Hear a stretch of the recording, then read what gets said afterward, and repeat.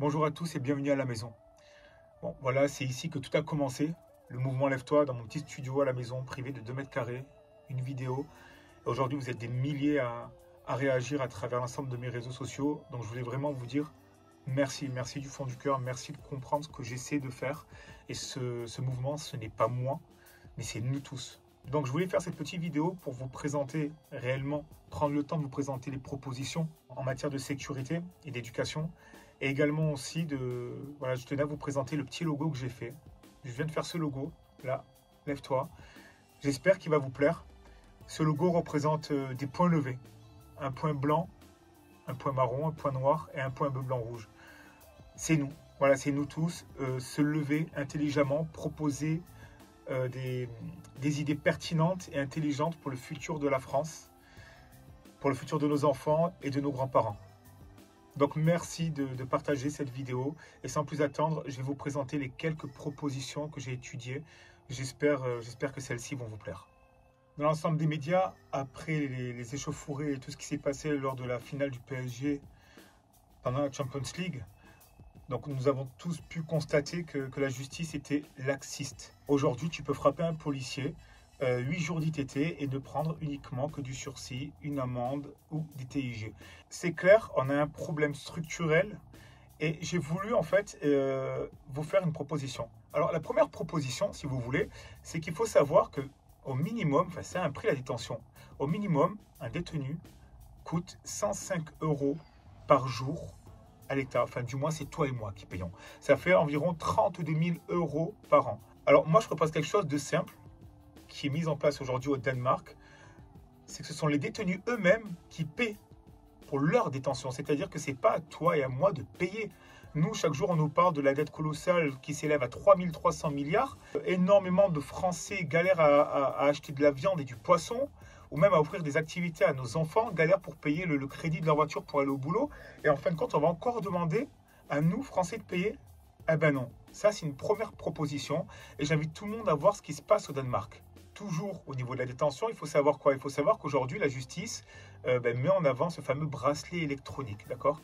Il faut savoir que le bracelet électronique, tu passes d'une détention à 105 € au minimum à 105 € parce que ça peut monter beaucoup plus haut, c'est-à-dire qu'une cellule comme celle de Mohamed Amra, ultra sécurisée, ça peut monter jusqu'à 252 € par jour. Et donc, comme je te disais, la justice aujourd'hui va plus mettre du tige, du sursis ou bracelet électronique. Ça a un coût. Le bracelet électronique, ça coûte combien par jour? 10 €. Si, admettons, demain, l'État suit ses préconisations et que nous, les Français lambda, arrêtons de payer pour ces détentions, en France, il y a 79 300 détenus. On multiplie ça par 105 € par jour. Ça représenterait une économie nette de 8 326 500 € pour les Français. Cet argent-là, ensuite, on peut le réinjecter directement dans l'éducation. Pour terminer avec ce volet, en France, nous avons un problème. Ce sont les places de prison. Alors, la construction d'une prison a un prix. Aujourd'hui, ce prix est d'environ 3,8 milliards d'euros. Ensuite, vous avez le terrain. Le terrain, environ, ça va être 10 hectares, plus 1,5 hectare pour les QPS. Ce sont les quartiers des détenus prêts à sortir.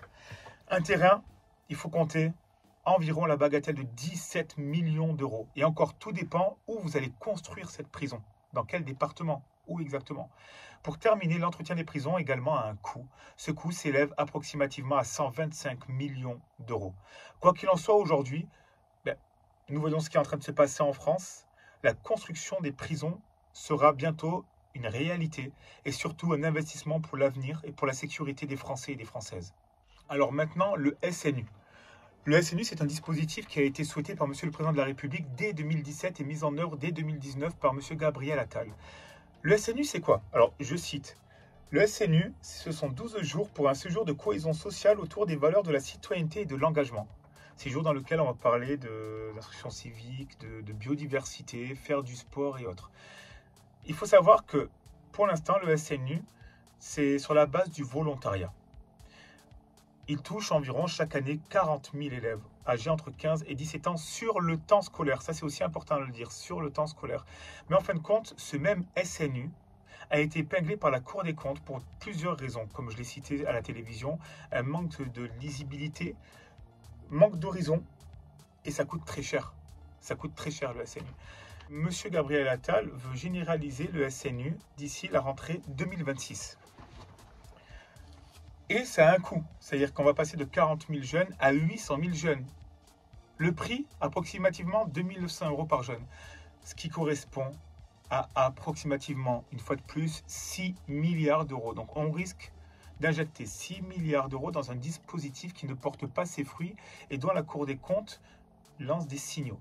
Donc à un certain moment, je pense qu'il faudrait faire machine arrière. On a essayé, c'est bien de se dire on a essayé, mais je pense que ça ne répond pas du tout à l'attente des Français en matière d'autorité, d'éducation et de sécurité. Et pour ça, eh ben moi, il y a une chose pour laquelle je milite, et j'espère de façon intelligente et pertinente, c'est le retour du service militaire obligatoire. Mais avant de se pencher un peu plus sur l'idée du service militaire obligatoire, j'ai oublié de vous dire quelque chose. Lorsque la Cour des comptes a rendu son bilan et a épinglé ce même système, ils ont dit quelque chose au niveau de la mixité sociale et je trouve que c'est quelque chose de super important à l'heure où on veut parler de fraternité et de cadre.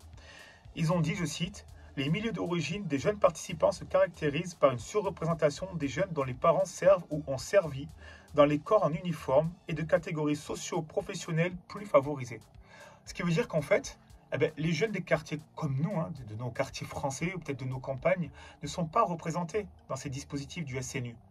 Et je pense que le seul moyen d'avoir cette mixité sociale à ceux qui ont connu le service militaire obligatoire, c'est un retour du service militaire obligatoire et on va en parler maintenant. Quand on voit le manque de mixité sur le dispositif du SNU, quand on voit le coût, si on le généralise à 6 milliards d'euros, moi je me suis penché sur le service militaire obligatoire. Le seul endroit dans lequel il n'y avait pas de frontières. Le juif, l'arabe, le musulman, le catholique, le blanc, le black, bref, tout le monde était là, le riche, le pauvre, tout le monde était là, tout le monde s'entraidait. Ça crée une réelle connexion, une cohésion, une vraie cohésion d'ailleurs, et de la fraternité. Les anciens nous disaient qu'ils pouvaient passer des diplômes, le permis, autres, bref, on sortait de là, nous étions des hommes, ils étaient des hommes.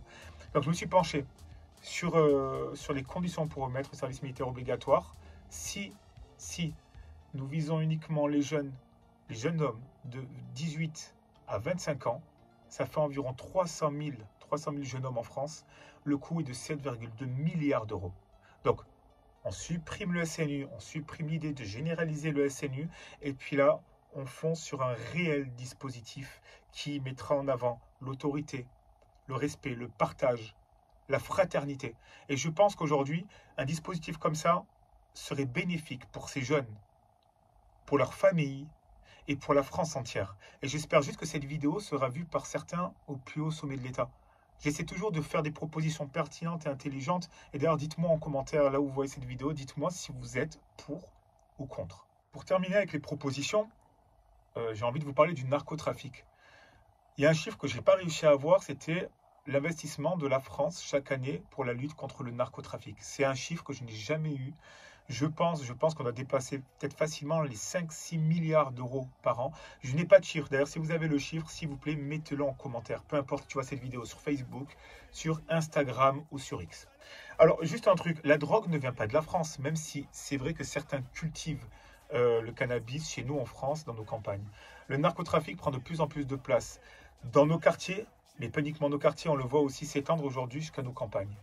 Personnellement, je lutte pour une fermeture des frontières pour une durée minimale de 5 ans. Pourquoi? Pour empêcher l'entrée de la drogue sur notre territoire et surtout contre le trafic d'armes.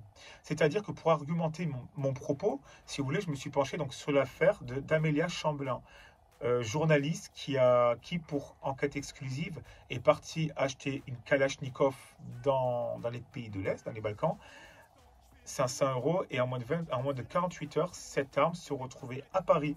À la revente, ça coûte 2500 €. Et comment cette journaliste a réussi à faire rentrer cette arme? Tout simplement avec un bus de touristes. L'espace Schengen, oui, c'était une bonne idée, l'espace Schengen. Je ne suis pas contre l'Europe. Mais à un certain moment, je pense qu'il faudrait dire à Mme von der Leyen que chez nous, dans nos quartiers, on a des gamins qui s'entretuent, que la drogue circule partout, que la drogue est en train de bouffer le cerveau des plus jeunes, et qu'à un certain moment, on n'y arrive plus. Et je prends souvent l'exemple du robinet. Vous rentrez chez vous, vous avez 30 cm d'eau, le robinet coule. Qu'est-ce que vous faites en rentrant? Est-ce que vous allez vider l'eau avec un verre ou la petite cuillère? Ou est-ce qu'en premier, vous allez couper le robinet, fermer le robinet, excusez-moi, et ensuite traiter ce qu'il y a à traiter. Et puis quelque part, même en fermant les frontières pour au moins une durée minimale de 5 ans, ça pourrait aussi également aider les enquêteurs et les policiers. Parce qu'en fin de compte, les policiers sont sur le terrain, les policiers font le maximum. Mais comment vous voulez lutter? Il est impossible de lutter. En ce qui concerne le mouvement Lève-toi, vous êtes de plus en plus nombreux à me contacter via les réseaux sociaux ou par mail et en me demandant, ai-je besoin d'argent? Alors aujourd'hui, non, je n'ai pas du tout besoin d'argent. Le plus important, je pense que c'est de partager ce genre de vidéos pour toucher un maximum de personnes. Parce que je vous dis un truc, peu importe que vous votez la LFI, le centre, gauche, droite ou RN, en fin de compte, nous partageons exactement les mêmes idées. C'est-à-dire que ce qu'on veut, c'est juste donner de la sécurité pour nos gamins, c'est arrêter la division, et peu importe que tu sois juif, musulman, catholique ou autre, ce qu'on veut en fin de compte, c'est vivre d'une façon plus sereine dans une France apaisée. Et c'est un peu le combat que je mène avec le mouvement Lève-toi. Donc, la seule chose que je peux vous demander, c'est que le soir, en général, je fais beaucoup de débats sur TikTok. Donc, rejoignez-moi sur TikTok, Chaotique747, sur tous les réseaux sociaux. Et d'ailleurs, j'ai mis une petite adresse mail. Voilà, elle est là, juste en haut en statut. Si vous êtes élu de la République, si vous êtes maire, financier, avocat, jeune de quartier ou autre, et vous voulez prendre part à ces débats que je mène sur TikTok avec des milliers de personnes, eh bien ça, je trouve intéressant le fait que vous venez. Voilà, venez, je vous tends la main. Je devrais d'ailleurs recevoir des hauts fonctionnaires très bientôt, et même peut-être le maire d'une très grande ville en France pour débattre sans filtre avec tout le monde sur TikTok. Moi, en tout cas, je vais continuer à travailler, continuer à bosser, à gérer aussi ma petite vie de famille et autres. Mais pour tout le reste, je tiens vraiment à vous dire merci du fond du cœur parce que vous êtes de plus en plus nombreux sur les réseaux à me soutenir. Mais ce que je fais, c'est pour nous tous. Et lève-toi, lève-toi en fait, c'est le futur qui se conjugue au pluriel. Et ce pluriel, c'est nous. Donc merci d'avoir regardé cette petite vidéo, je vous embrasse très fort. Prenez soin de vous et bien évidemment partagez ce message, partagez la vidéo. Je vous dis à très vite. Ciao.